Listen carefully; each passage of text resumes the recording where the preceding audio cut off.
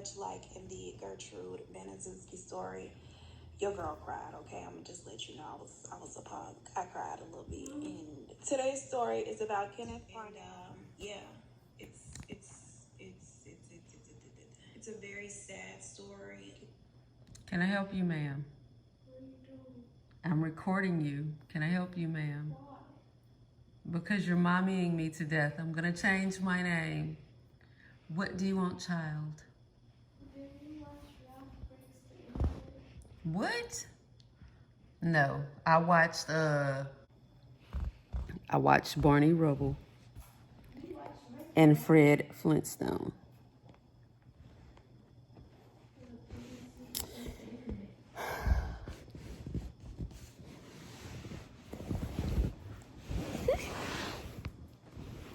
Look, y'all.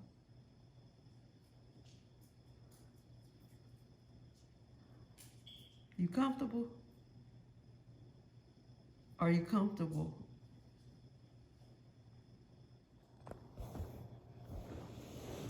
I ain't been doing that, y'all.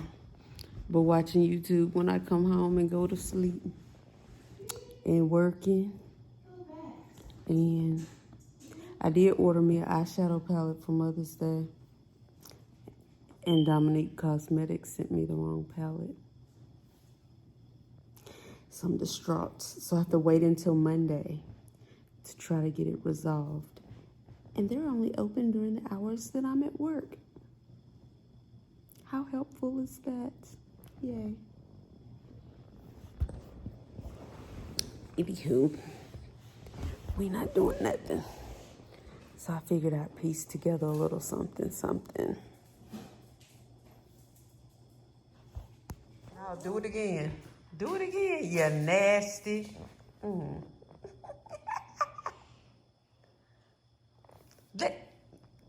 She done took my sock. I do have me some Popeyes chicken on the way from the milk store. He cut the grass and then he went and got chicken, y'all. But hope y'all had a good Mother's Day. Mother's Day. Oh, I've been drinking an apple martini. So I'm sleepy and goofy. I was supposed to go out tonight, but I'm not going anywhere. I'm going to stay home. Yeah. Light enough for this foundation, so let me throw some of this one on top. Put some brightness, some contrast. There we go. Just can't forget to blend that out this time. When Kenneth met Irvin, he passed himself off as an inspiring minister. Yeah, he was completely the fucking opposite. Religious type deal, like I guess to create a very perfect God-fearing individual. So Irvin, with his little self, he felt like, okay, yeah, that makes sense, and that's a good thing. So I'm going to help you, Mr. Minister, sir. Y'all really got to do better about these children. I don't know. It's crazy, because you got to be dumb. But anyway, he trusted and believed Kenneth, and so he decided, I'm going to help you carry out this mission. On December 4th, 1972, 7-year-old Stephen Strainer is approached by Irvin as he's walking home from school. Now, little Stephen was the third of 5 children born to Delbert and Kay Strainer in California. They were a nice little young, I don't know why the tail of my umbrella chewed on, but we just gonna fix that up with some concealer. I'm not about to stress. Stephen had 3 sisters and an older brother named Carrie. Remember the brother. So acting on the instructions of Kenneth, Irvin is around the school where Stephen goes to school that day. He's been passing out little Bible pamphlets and gospel tracts to little boys walking home from school that day. And of course, that's how he meets 7-year-old Stephen. I don't know what it was, but something about Stephen just let him know, like, this is gonna be the one. This is gonna be the one to capture and take back to Kenneth. When Irvin approaches Stephen, he tells him that he's a church representative and he's taking in donations. He asks if he had anything to donate. Of course, kids don't be having money. Kids be broke. I saw a meme a while back that was like, kids are just like little broke best friends. And That's pretty much how I imagine having a kid would be. I mean, do whatever you gotta do, Much. Kasara. So I believe it. But anyway, little Steven didn't have no money. And so Irvin was like, what do you think your parents would be interested in donating? And so Steven's thinking, yeah, my parents are good people. They'll want to help a church. And so he tells him, yes, my parents probably would be willing to donate to the church. At that point, Irvin tells Steven, okay, I'll take you to your parents' home. We can just stop by there. I'll drop you off. I can get the donation, go back to the church, and get back to kicking it with Jesus. Just hop in the car. And so Steven willingly gets into the car because he's 7 and this doesn't sound too sketchy to him. Then when you get to throwing church and Jesus around, people are a lot more inclined to believe you, sometimes and stuff. And so Kenneth, who is sitting kind of off watching this go down, he gets the signal from Irvin that, that he's pretty much earned the trust of young Steven, and he whips up in his white Buick. Steven willingly gets into the vehicle, so it doesn't appear to anybody that's just looking or near that it's a kidnap. Like, they probably look like his uncle or somebody, like his dad picking him up on his way home from school. Now, at this point, Kenneth proceeds to drive the white Buick, and he drives it to his cabin. And Steve is like, wait, like he's confused at this point because he's realizing, like, wait, this ain't where I live. This is not where I told you to go. And he knows at this point, like, now he's kind of feeling like something might be up. But it's him and 2 adult men, like, what is he to do? Also, unbeknownst to Steven, the location of Kenneth's cabin was literally only a few hundred feet away from where his grandfather lived. Kenneth pretty much just thanks Irvin for his assistance. Irvin goes on to live his life back at his place, and that's it. Now, from the first night at the cabin, Kenneth begins molesting Steven. Steven is begging Kenneth to allow him to go home, just, take me home. He's begging this man to release him. Then Kenneth tells Steven that he had been granted legal custody of him because his parents could not afford to take care of all 5 children anymore, and that they pretty much decided to send him away because they didn't want him anymore, because he was the child that they did not want. Steven is 7, so he believes this, and he's just like, damn, like, they don't want me. That's kind of fucked up. So at this point, he pretty much stops asking to go home. He's believing, the story that Kenneth gave him. He's just thinking, like, this is going to be my life, and that's it. Kenneth continues to molest the young boy. Just 13 days after he had abducted him is when he began actually, like, raping him. Child, why did I just put all this setting powder on? Because this how stressed this thing got me. I know I look a little crazy right now, but just ride it out with me, okay, fam? Just ride it out. Kenneth also began calling the boy like his actual birthday. The 2 don't remain at the cabin very long because, of course, people are going to be cool and everything. Like, he really was out here living as though this was his real child. It wasn't long before Kenneth began allowing Steven to just kind of come at an early age. He pretty much had freedom to do whatever he wanted to do. And at no point did Steven try or think about escaping because, like I said, he believed the story that he was legally given to Kenneth and that he was now, like, this was now his family, as his original family could no longer afford him. Aside from the sexual abuse that he endured from Kenneth, his life wasn't all that bad. Kenneth treated him well. He allowed him to do whatever he wanted to do. He gave him what he wanted to an extent, of course. He also had bought him a little dog. Well, actually, Kenneth's mother gifted him a little dog named Queenie, and he regifted the dog to Steven. Kenneth's mother had no knowledge of Steven at all. She just gave her damn son a dog.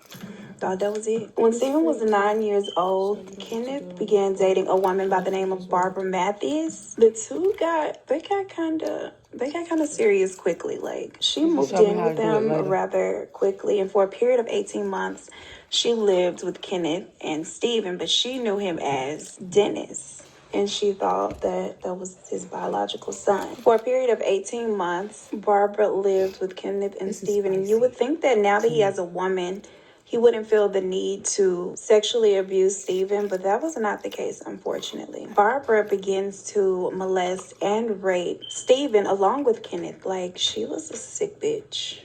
Sick bitch. She, along with Kenneth, raped young Steven on 9 occasions during the 18 months that she resided with them. In 1975, Stephen was in the Santa Monica Boys Club, and Kenneth spots a young boy that's also in the Boys Club. He instructs Barbara to lure the young boy to their vehicle in an attempt to capture him and kidnap him, but the attempt was unsuccessful. She was not able to lure the little boy to their vehicle, fortunately. Now, Barbara later claimed that she had no knowledge that Dennis/Stephen was not Kenneth's biological son.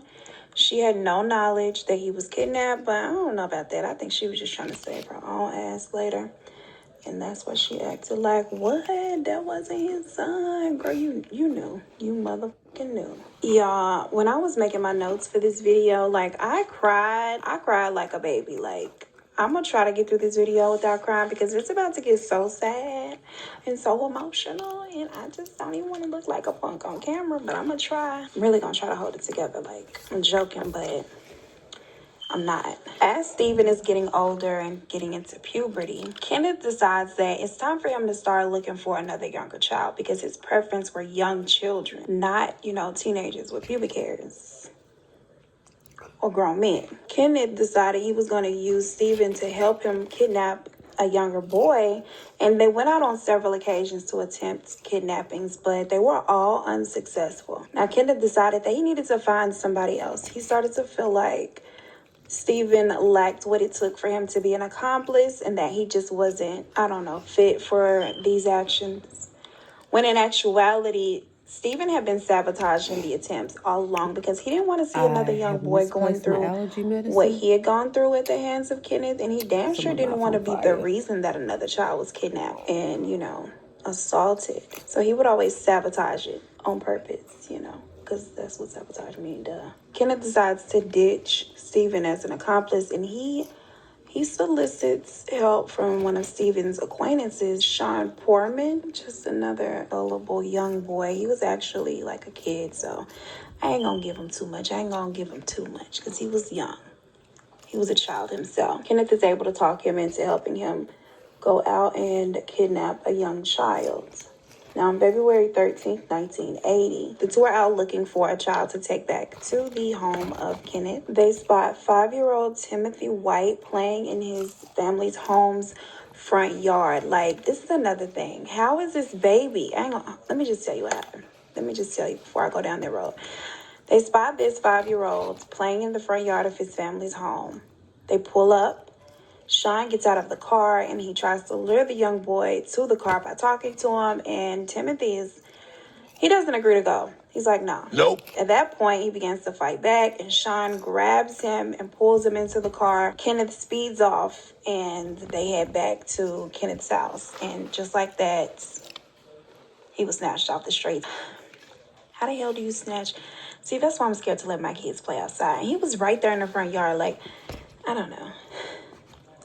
Now, Kenneth tried brainwashing him as he had done with Stephen in his abduction. He tried to convince him that his name was now Tommy, that, his parents didn't want him. And he was 5. He was emotional. He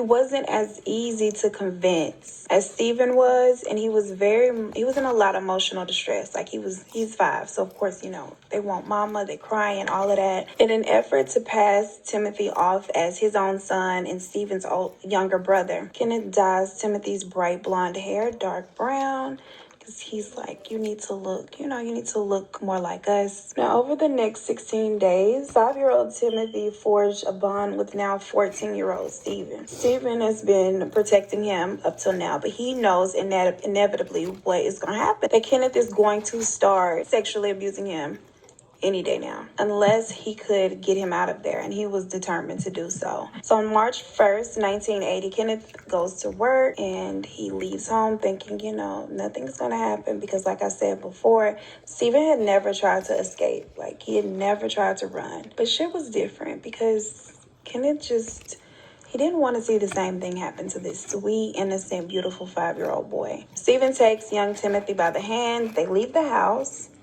And at this point, they were living in a very rural. It's so hard for me to say this word, rural. Like a fucking dog. Very rural. rural. They live in an area that ain't near nobody or nothing, okay? And so they have to walk a great distance before they even hit a main road. And once they do, Stephen flags the truck driver down and asks the truck driver to take them to the town where Timothy had been abducted from.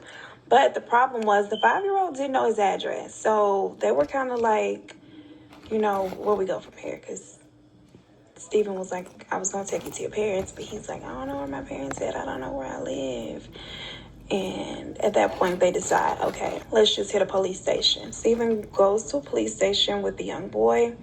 And when they get there, he instructs young Timothy to just walk in without him. Just go inside the police station without me. Tell them who you are and that you were kidnapped. The boy does that, but the police spot Stephen before he can get out of there good. So they like, no, come on back. Now, it's unclear at that point what Stephen's intentions were. Like, was he going to go back or was he going to go try to find his family? Because I would think if he was going to try to go back to his original family, he would have gone into the police station too. But remember, he's thinking that they could no longer afford him and they didn't want him. So it's kind of like he didn't have anywhere to go. Like, where would he go? So once he's inside the police station as well, he tells the police his story. And the police are like, you know what? No, you're also a victim. This was a lie. Let's get you both back to your parents. March 2nd, 1980, the very next day before the sun can even come up, Kenneth is arrested and the shit is over. It's over for him. I feel like this eyeshadow is doing something weird, but I'm just going to keep rolling with it because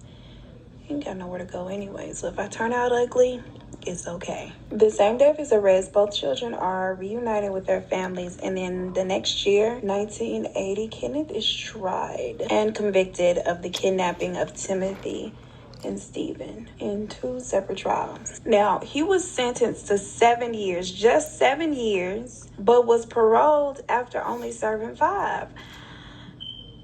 Even with his prior convictions of sodomy, like, you would think that they would keep him a little longer this second time, but they don't. They let him go. He probably would have gotten more time if he had also been charged with the sexual assault. He wasn't brought forth on charges of any sexual assaults because most of them had taken place outside of the jurisdiction of the prosecution, so they couldn't do anything about it. And the ones that were outside of the statute of limitations, which it shouldn't be any. It should not be any, but it is, and they were, and so they couldn't charge him for the sexual assault. It was also said that they did not go forth or push the charges of sexual assault against Stephen because rape and molestation victims are viewed as damaged goods, which that is not true. It's not true at all. And also because of a stigma for male sexual abuse. Like, I don't get that. There should be no shame if you are a survivor or a victim of sexual abuse.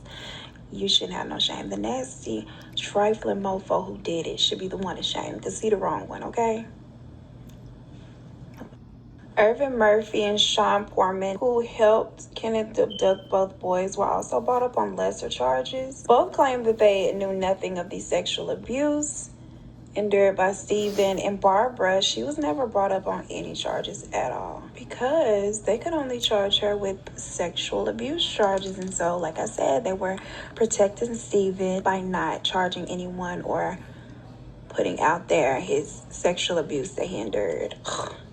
Electric chair. Stephen did say that he believed that Irvin was just as much a victim as he and Timothy were because he said that he was just being manipulated by Kenneth and that he had actually never harmed him. Help this child be raised all Christianly and right, and that he was always very nice to him. He actually referred to him as Uncle Irvin. Irvin had never witnessed any of the sexual abuse, which I'm going to leave that to you for you to decide if you believe he didn't know anything was going on. Didn't know. I don't know. After being reunited with their children, the White family maintained regular contact with the Stainers, which I can get that because, when you go through certain traumatic events or certain things, period, that a lot of people probably cannot relate to, and then having someone that can relate who's been through the same thing kind of would make, you bond with them. Now, after returning to his family, Stephen had a lot of trouble adjusting. Like, he underwent brief counseling, and it was very brief. He never saw any additional counseling after that, and he was just kind of troubled. Like, that's something very difficult to have to get over, especially without any professional mental help. My damn eyebrows need professional mental help because, girl, whatever.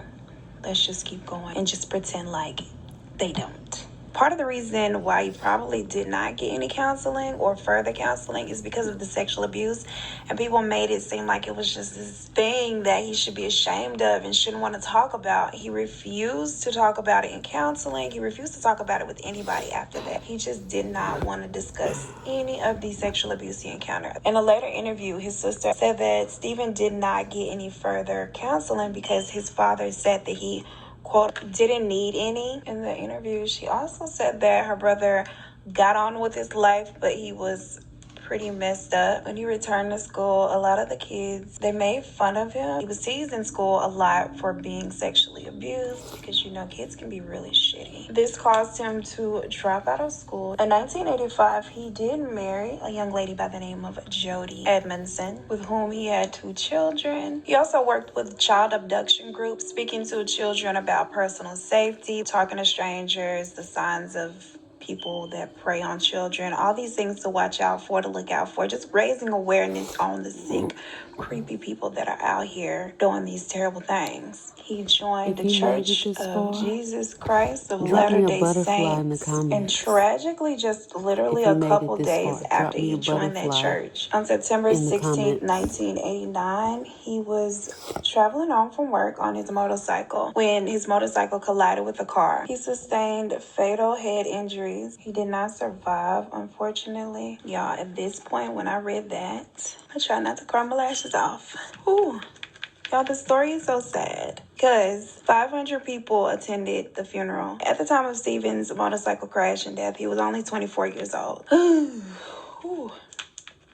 Timothy, I'm about to cry my lashes off. Timothy, who was 14 years old at the time, was a pallbearer. This is why I never want to do kids, because it's just so sad. Like, why did he have to die so young? He was such a good kid. And Timothy White went on to be a Los Angeles County Sheriff's Department's deputy, and he got married, he had children, and just like Stephen, he gave lectures to children about his experience and like the dangers of talking to strangers and, you know, bad people in the world. In January 2003, Kenneth was arrested again after trying to coerce his caregiver into purchasing him a 4-year-old boy. Now, this time he was 71 years old. He was in very ill health. He was suffering from diabetes. The mother had emphysema. He had had a stroke that gave him even more problems. He had a lot of the things that he deserved out of life after what he had done. But apparently he had not learned his lesson. The caregiver was a woman by the name of Diane Stevens. She was aware of Kenneth's past, and so she alerted the authorities, and she was very cooperative. They wanted to set up a sting operation. Of course, she assisted with no problem. That actually led to his arrest. Now, according to Diane Stevens' testimony, Kenneth requested that the child have a clean rectum, which obviously indicates his sexual intentions. Like he paid her $100 for a birth certificate, and then he had $400 cash that he was willing to hand over once he was handed over the 4-year-old, which he expected to get on January 3rd, 2003. And instead, he got arrested. At the time of his arrest, he told authorities that everybody was mistaken, that he just wanted to start a family. You're 71. Start a family with a clean rectum. Okay. It's a little late for that, don't you think? Like, who's gonna believe that? Oh, especially with your past, my guy. Timothy was summoned to testify, which he did, and also Sean Foreman was summoned to testify. This was the first time that Timothy and Sean had seen each other since Sean helped Kenneth kidnap Timothy when he was 5 years old. The two were kind of shocked to see each other, Sean more so than Timothy.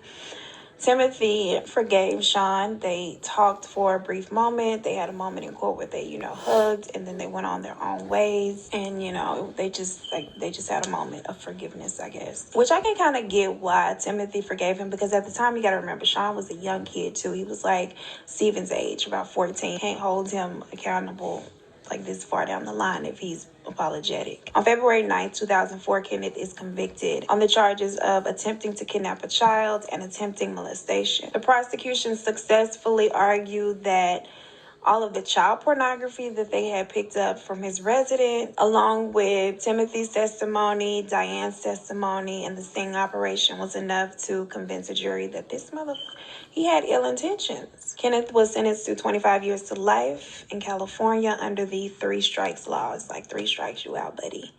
This, of course, was his 3rd strike. He remained incarcerated until 2008 when he died of natural causes, which I told you he had all the ailments. And naturally, when you got all the ailments, you're going to naturally die. So that's what he did. But sadly, yeah, I'm about to cry again. That's that face when I'm about to cry again. Now, as for Timothy White, he unfortunately passed away April 1st, 2010 from a pulmonary embolism. He was only 35 years old. The city of Merced, California put up a statue of Stephen and Timothy. I'm going to cry again. It portrays the day that here I go in life. And celebrating him being the hero that he was. This story was so hard to get through. Jesus. Y'all, I done cried so much. My under eye is through. Okay? It's over for the under eye. I don't know if you can see it on camera, and I'm hoping that you can. But just in case you can, the saltiness in your tears does something. Oh, look at my favor, y'all. It just does.